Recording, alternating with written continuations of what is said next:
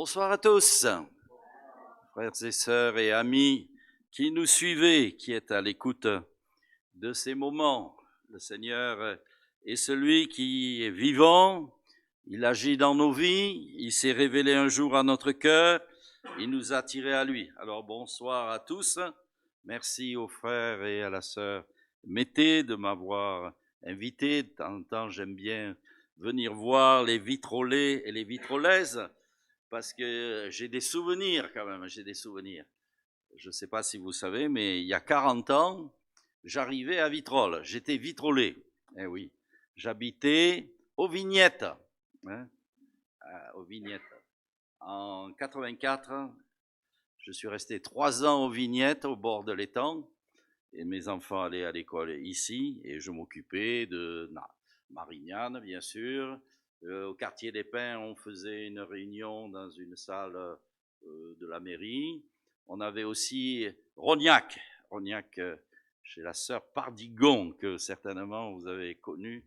Elle nous avait prêté son garage, on avait aménagé une salle, et puis on a fait des réunions. Puis le temps a passé, hein. Après, je suis devenu vraiment marignanais. Donc, j'ai connu des anciens, mais je ne sais pas si vous étiez là il y a 40 ans. Hein? Ouais.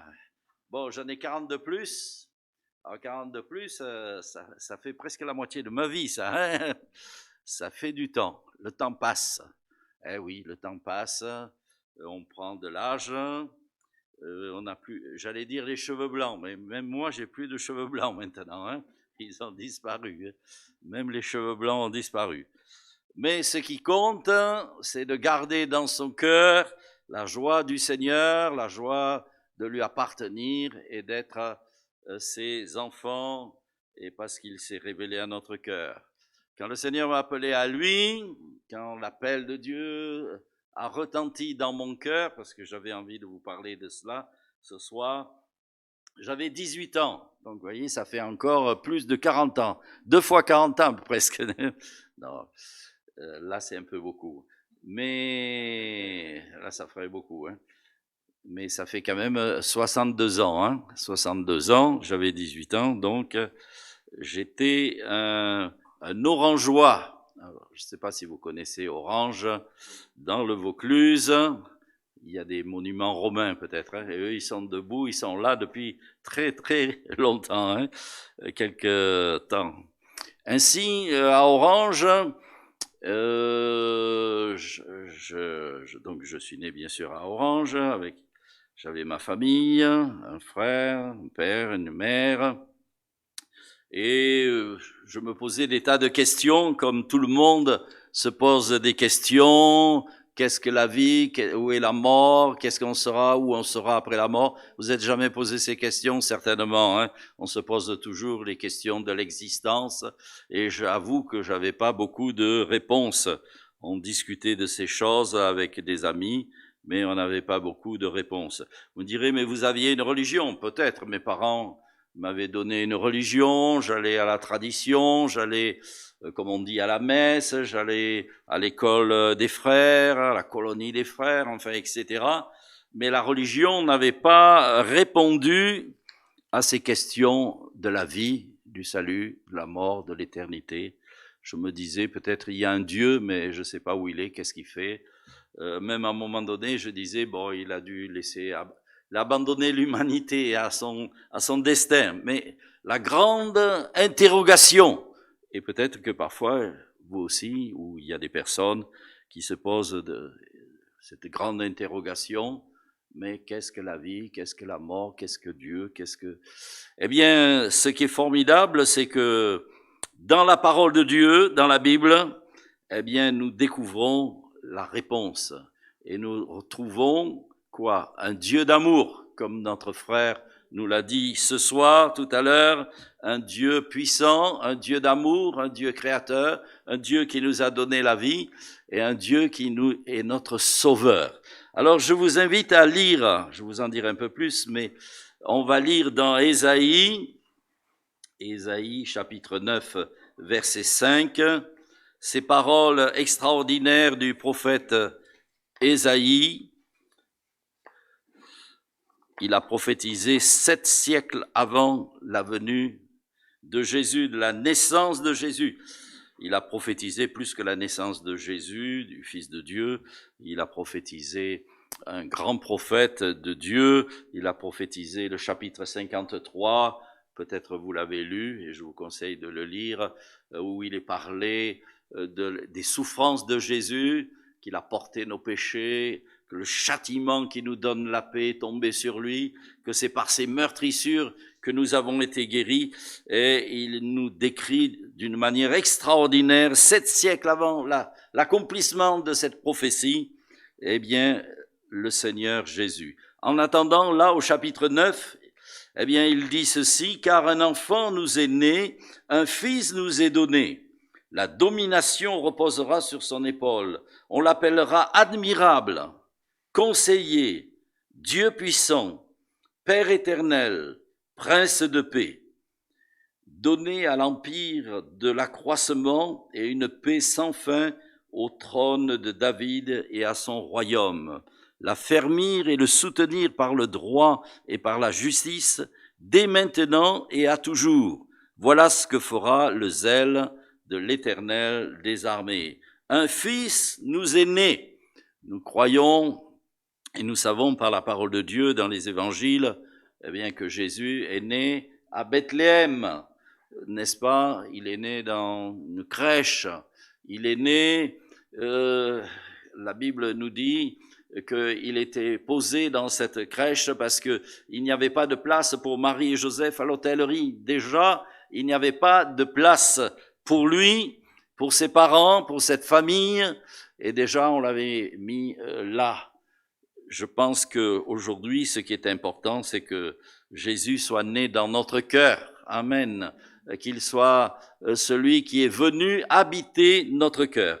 Et cette expérience que nous sommes appelés à faire de la vie nouvelle en Christ, de cette nouvelle naissance, de cette régénération qui engage dans notre vie, eh bien, tout un parcours, le parcours du salut, jusqu'au jour où il viendra nous chercher, parce que c'est là aussi notre espérance. Eh bien, nous avons tous une expérience à découvrir le Seigneur. Donc, j'avais une religion, quelques traditions, j'allais à la messe buissonnière, ça, vous l'avez pas fait ça peut-être, hein? Moi j'avais fait, hein? On passait un peu à côté, ça n'apportait pas beaucoup de révélation à notre cœur, jusqu'au jour où je travaillais dans un salon de coiffure et un ami qui connaissait bien une personne du salon, eh bien, cet ami m'a invité dans une salle, une réunion, et comme on se connaissait bien déjà, j'avais confiance en lui, et il m'a dit, je vais t'emmener dans un endroit, tu vas voir, ça va te plaire. Et comme j'étais là confiant, j'ai dit, bon, ben, on va aller voir, hein. Et il m'a amené dans une salle comme ce soir-là, vous voyez, une salle où on prêche l'évangile, où on se réunit au nom du Seigneur et on parle de Jésus-Christ, on le prie, on le loue et on le proclame. Donc je suis allé là-bas, je savais pas où j'allais, où je mettais les pieds, mais j'avais confiance, je suis allé. Je vous dirai franchement que j'ai écouté le prédicateur et j'espère que ce soir vous m'écouterez mieux que ce que j'ai écouté le prédicateur à l'époque. Je l'écoutais. C'est vrai qu'après une journée, des fois, de travail, on a tendance un petit peu à s'endormir, quoi. Hein. Ça ne me apportait sur le moment pas grand-chose. Jusqu'au jour où lui, il était content, il était joyeux, il me dit « Ah, c'est bien, là, il y a quelque chose d'extraordinaire, là, il y a la vérité, là, il y a la révélation de Dieu. » Donc, ça m'apportait pas grand-chose. Mais un jour, il m'a dit, écoute, reste encore à Avignon un week-end, on ira au Mont Ventoux, tu verras là-bas, c'est le temps où il y avait la neige. Bon, j'étais pas bon en ski, hein, c'était pas pour, mais on est allé manger là-haut. Et après le repas, il m'a dit, si tu veux, on pourrait retourner là où je t'ai mené l'autre fois. C'était un dimanche après-midi. J'ai dit, bon. écoute, on fait rien de spécial ici, si ça te fait plaisir. Bon, je veux bien y aller, allez, pour te faire plaisir. Donc, on est retourné à cette réunion, dimanche après-midi, donc il y avait, la salle était pleine, enfin, etc. Il y avait des chants, le prédicateur, mais il y a eu un témoignage. Vous voyez, c'est toujours important de rendre témoignage de ce que le Seigneur a fait pour nous dans notre vie. Et le but un peu ce soir, c'est de vous donner mon témoignage. La prochaine fois, ce sera le vôtre, peut-être. Ah, voilà, ce sera le vôtre. Parce que nos chemins sont différents les uns des autres. Et on cherche parfois le Seigneur sans savoir qu'on le cherche. Mais je crois que ce qui est important, c'est de chercher la vérité. Et quand on cherche la vérité, on cherche Dieu en réalité, il voit notre cœur et il se révèle à nous. Alors en attendant, on est allé là-bas, on a écouté ce témoignage. Et je me rappelle, c'était une personne, c'était au moment où les Pieds Noirs arrivaient d'Algérie, donc c'était environ 62. Et la personne s'est levée, elle a raconté ce que le Seigneur avait fait pour elle, comment elle était malade à l'article de la mort, on avait prié pour elle, le Seigneur l'avait délivrée, elle était dans la joie, on voyait qu'elle était bien. Sur le moment, pourtant j'étais ni malade, j'avais du travail, j'avais des parents qui étaient braves, enfin j'avais pas de soucis communs. Et pourtant, ça m'a interpellé parce que j'ai dit, mais si Dieu a fait ce miracle dans la vie de cette femme, c'est que il est vivant, il agit. Moi, je ne savais pas où il était, qu'est-ce qu'il faisait. Je pensais que il y avait rien ou qu'est-ce qui se passait, on ne savait pas. Mais là, ça m'a interpellé pour cette femme en disant, mais Dieu agit dans sa vie. Et à partir de ce moment-là, quand il m'a dit, on y retourne, j'ai dit, ouais, on va y retourner. J'avais quelque chose qui s'était passé dans mon cœur, donc on est retourné. Et petit à petit, j'ai découvert la Bible, la parole de Dieu, l'Évangile. J'ai écouté d'autres témoignages, j'ai découvert la vérité de Dieu, j'ai découvert bien tout ce plan de salut que nous devons découvrir les uns les autres, que Dieu, comme on le dit dans Jean 3,16, ça c'est le verset que tout le monde connaît et ou devrait connaître, car Dieu a tant aimé le monde qu'il a donné son Fils unique afin que quiconque croit en lui ne périsse point, mais qu'il ait la vie éternelle. On ne fait pas de récitation, nous, mais on aime quand même connaître la parole de Dieu. Et ce verset, c'est le cœur du message. Car Dieu a tant aimé le monde, c'est-à-dire les hommes, qu'il a donné son Fils unique, Jésus-Christ, afin que quiconque croit en lui, c'est offert à tout le monde, ne périsse point, parce que pour nous, c'est la perdition. Sans Christ, nous sommes dans nos péchés, nous sommes perdus, nous sommes loin de Dieu. Nous avons besoin d'être sauvés. Le plan de Dieu, c'est le salut. Et ainsi que nous avons besoin de croire dans le Seigneur. Donc ainsi, j'ai entendu ce message de l'Évangile. Et dites-moi, j'ai reconnu que c'était la vérité. Il y a quelque chose qui disait à mon cœur, tu vois ce que dit ce prédicateur, c'est la vérité. Et c'est la vérité, parce que c'est la parole de Dieu, c'est le message de Dieu. Jésus, c'est le chemin, la vérité et la vie. Nul ne vient au Père que par moi. J'ai découvert qu'en effet, pour aller à Dieu, nous ne pouvons nous approcher de Dieu, venir vers Dieu et atteindre le ciel par Jésus-Christ uniquement. C'est le seul chemin, l'unique chemin, c'est la vérité et c'est la vie. Ainsi, j'ai découvert le Seigneur et j'avais ce témoignage intérieur et je pense que c'était le Saint-Esprit, ce que nous appelons le Saint-Esprit, qui rend témoignage à notre cœur de la vérité du Seigneur. Et cela m'a bouleversé, cela m'a interpellé, et c'est que là, j'ai voulu répondre, j'ai répondu à l'appel du Seigneur. Vous savez que Jésus a dit, venez à moi, vous tous qui êtes fatigués et chargés, et je vous donnerai du repos. Et ainsi, je suis allé à lui pour recevoir ce salut.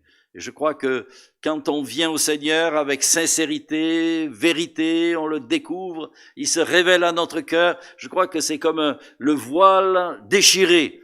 Nos yeux s'ouvrent et s'ouvrent sur la personne de Jésus. Et ma prière ce soir, c'est que chacun d'entre nous, nous puissions ouvrir les yeux sur Jésus-Christ. Mais Jésus-Christ crucifié. Jésus-Christ qui est venu en chair, c'est vrai. L'incarnation, il a pris notre humanité, il a pris nos péchés, mais nous découvrons que Jésus-Christ crucifié, mort pour nous à la croix du Calvaire. Il est mort à ma place. C'est lui, comme dit Ésaïe, le châtiment qui nous donne la paix, il est tombé sur lui. Et ça, c'est la grandeur. C'est l'amour du Seigneur, c'est quelque chose de merveilleux et d'extraordinaire. Et à partir de ce moment-là, eh bien, j'ai eu le désir de le connaître davantage, de m'engager avec lui, de reconnaître que j'étais pécheur, que j'avais besoin de me faire baptiser, parce que le Seigneur, qu'est-ce qu'il a dit? Celui qui croira et qui sera baptisé sera sauvé. Donc, je rentrais dans le salut. Et vous savez, le salut, c'est non seulement Jésus, comme nous le disons, qui a 20 siècles, eh bien, a livré sa vie à la croix. J'ai été sauvé quand Christ est mort. Il est mort pour moi, afin que mes péchés soient pardonnés. Je suis sauvé aujourd'hui.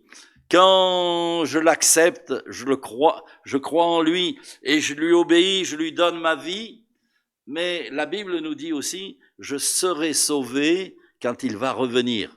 Parce que nous croyons qu'il est venu, mais la Bible nous dit qu'il va revenir pour ceux qui l'attendent pour leur salut. Nous l'attendons pour notre salut. Vous voyez, en somme, il y a trois aspects.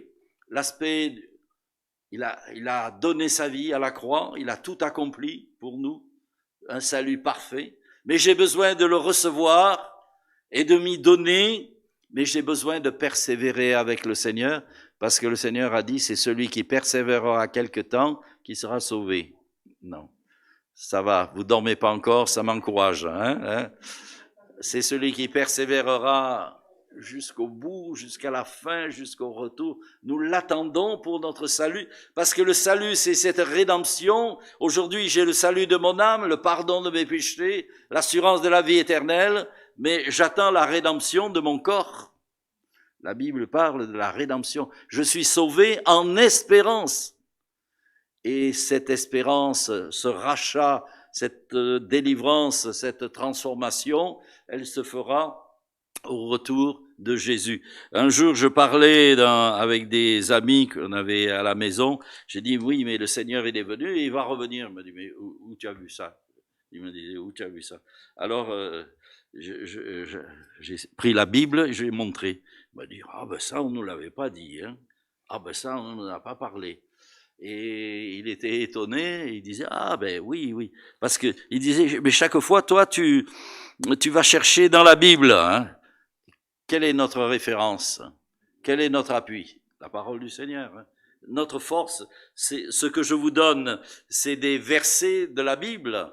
C'est la parole de Dieu. Le ciel et la terre passeront, mais ma parole ne passera pas. C'est le fondement de notre foi et de notre espérance. Et c'est la révélation. C'est la foi transmise aux saints une fois pour toutes. Ainsi, nous croyons que non seulement il est venu, mais il va revenir. Épître aux Hébreux, nous l'attendons pour notre salut, pour la rédemption de notre corps. Nous sommes sauvés en espérance, parce qu'un jour, le Seigneur va revenir. Alors ce soir, je ne vous donnerai pas la date de son retour. Hein. Vous n'ayez crainte, je ne ferai pas ça. Hein. C'est l'aventure, ça. Non, nous ne savons pas. Mais le Seigneur dit que l'essentiel, c'est d'être prêt de l'attendre tous les jours. Parce que d'une manière ou d'une autre, il va venir.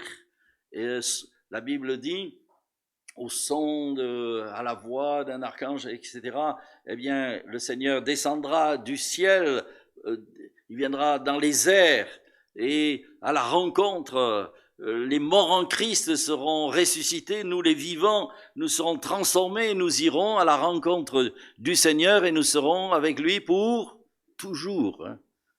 puisque Jésus, quand il est parti, il a dit à ses disciples dans l'évangile de Jean, « Je m'en vais vous préparer une place dans son royaume. » Dans son royaume. Et il nous a préparé cette place. Et il va revenir nous chercher afin que là où il est, nous y soyons aussi. Moi, je peux vous dire ce soir, le vrai bonheur, c'est quoi? C'est d'être avec le Seigneur. C'est d'être là où il est. Et le vrai bonheur, c'est d'être en communion avec lui. Le vrai bonheur, c'est de l'attendre.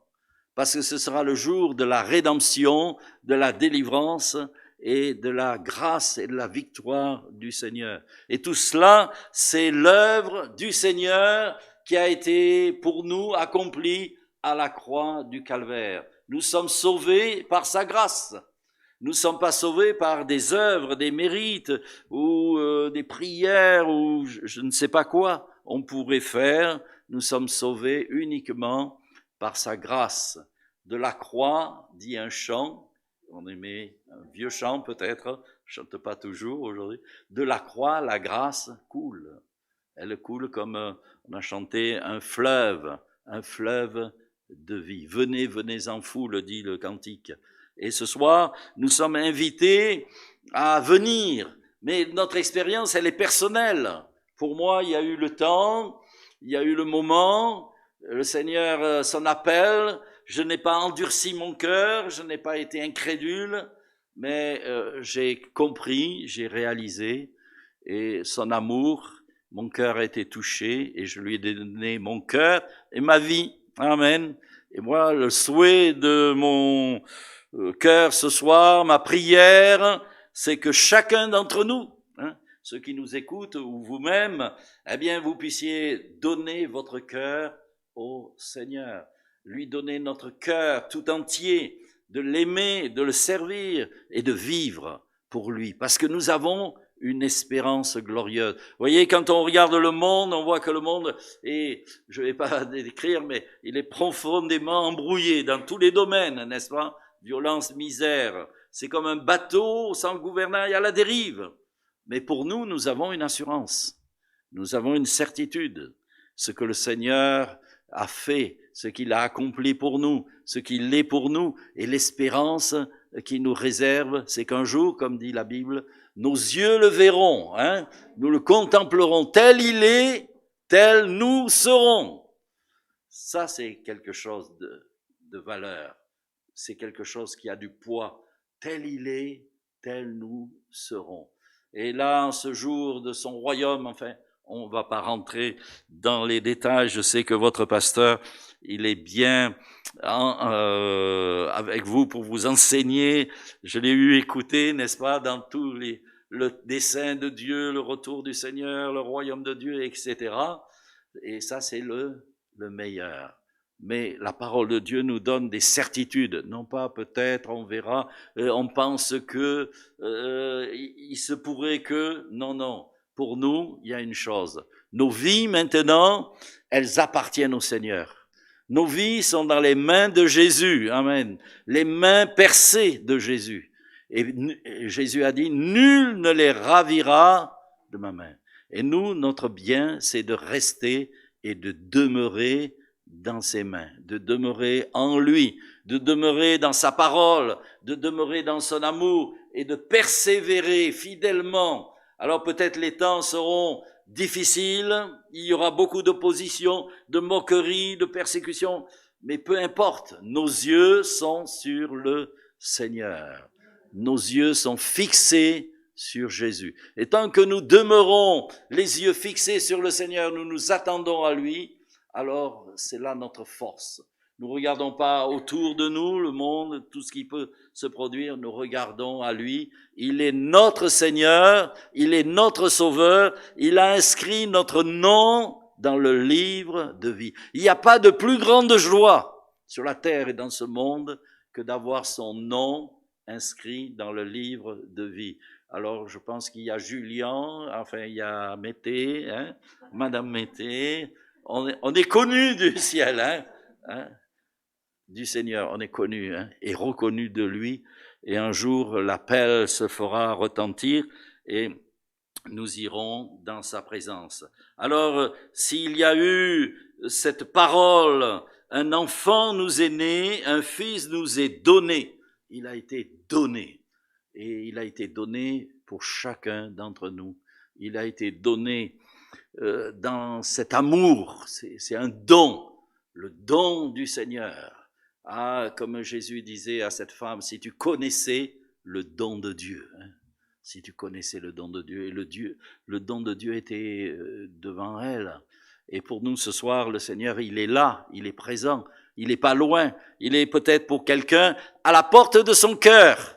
Peut-être il frappe, peut-être il y a longtemps qu'il vous appelle, qu'il vous interpelle, il vient encore à la charge.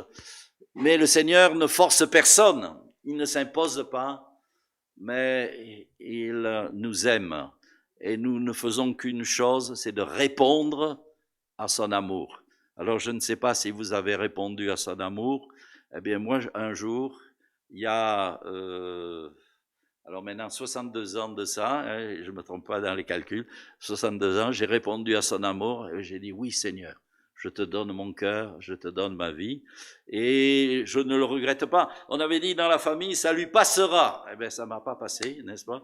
Et j'espère que ça vous passera jamais. On croyait que c'était le Christ de Montfavet qui m'avait embarqué, parce qu'à l'époque, il y avait le Christ de Montfavet sur le Vaucluse, n'est-ce pas? Et qui faisait toutes sortes de choses.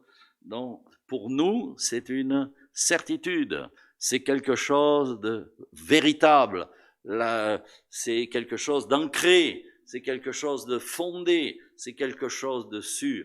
Notre vie, elle appartient au Seigneur. Nous lui avons donné notre cœur, notre vie. Nous ne regardons plus en arrière, loin de nous, mais nous regardons vers le ciel, d'où il va revenir, et que le Seigneur soit glorifié, que vous aussi ce soir, eh bien, si vous êtes à l'écoute ou encore indécis ou d'une manière ou d'une autre, vous puissiez dire, eh bien, Seigneur, oui, je te donne mon cœur, je te donne ma vie. Que le oui soit oui. Hein? La Bible dit que ton oui soit oui, que ton non soit non, mais que ton oui soit oui. Alors nous avons aujourd'hui encore la porte du salut ouverte, la porte de la grâce. Il faut entrer, mais nous savons qu'un jour, il sera trop tard. Hein? Et en attendant ce jour, eh bien, chers amis, c'est le moment, la Bible dit, c'est le jour du salut, c'est le jour de la grâce, c'est le jour favorable. C'est pas demain, c'est pas plus tard. La Bible dit, c'est aujourd'hui, et même plus, c'est maintenant, c'est-à-dire l'instant présent. D'ailleurs, il n'y a qu'une chose qui nous appartient dans la vie, c'est le moment présent. Personne ne peut dire demain, oui, je ferai cela ou j'irai là-bas, peut-être. Mais le passé, il est passé. Aujourd'hui, maintenant, c'est le moment favorable. Maintenant, dit la Bible, si tu entends la voix de Dieu, si aujourd'hui le Seigneur t'appelle maintenant, la Bible dit, n'endurcis pas ton cœur, mais entends la voix du Seigneur, réponds à son appel, et que ce soit un jour de salut, un jour de joie, parce que la vraie joie, le vrai bonheur, la vraie grâce, c'est de marcher avec le Seigneur, de vivre pour lui et de lui appartenir et de savoir que maintenant, nos péchés sont pardonnés, il n'y a plus de condamnation, mais que nous marchons vers le ciel, vers le royaume de Dieu, où le Seigneur, comme je l'ai dit, nous prépare une place. Il va revenir bientôt, nous l'attendons, que le nom du Seigneur soit béni. Amen. Merci Seigneur pour ces moments que tu nous donnes, cette occasion que nous avons de parler de ton évangile, de ta parole, de ton grand salut, ce si grand salut que tu nous as offert en Jésus-Christ, ton Fils bien-aimé, que tu as accompli. Lui a livré son amour, sa vie, il prouve son amour pour chacun d'entre nous, parce qu'il a donné sa vie pour me sauver. Moi qui ne suis qu'un pécheur, mais ta grâce a été là. Nous sommes que des pécheurs devant toi, Seigneur, et nous ne pouvons que reconnaître que devant toi, Seigneur, nous ne méritons pas ta grâce, mais ton amour a été plus fort. Ton amour est vainqueur, ton amour est merveilleux, ton amour, et nous te louons pour cela, Seigneur, parce que tu nous appelles tous les uns les autres. Et nous prions, Seigneur, afin que ce soit, si quelqu'un entend la voix du bon berger qui l'appelle à lui, la voix du Seigneur, et qu'il puisse se donner à toi, venir en ta présence, à tes pieds, et c'est à tes pieds que se trouve le salut de nos âmes. C'est à tes pieds que nous recevons tout gratuitement en Jésus-Christ, par la foi, parce que nous croyons en toi. Alors ce soir, si quelqu'un t'invoque, eh bien tu lui réponds, Seigneur, tu viens dans son cœur, tu te manifestes à lui, qu'il sache maintenant ce soir que tu l'aimes, Seigneur, et que tu fais une œuvre de vie, de régénération, de transformation, de délivrance, parce qu'en toi nous devenons une nouvelle créature. Les choses anciennes sont passées, voici toutes choses deviennent nouvelles. Tu nous as franchis de la vie passée, de nos passions et de toutes ces choses de ce monde pour que nous vivions une vie nouvelle en Jésus-Christ, notre Seigneur et notre Sauveur. Amen.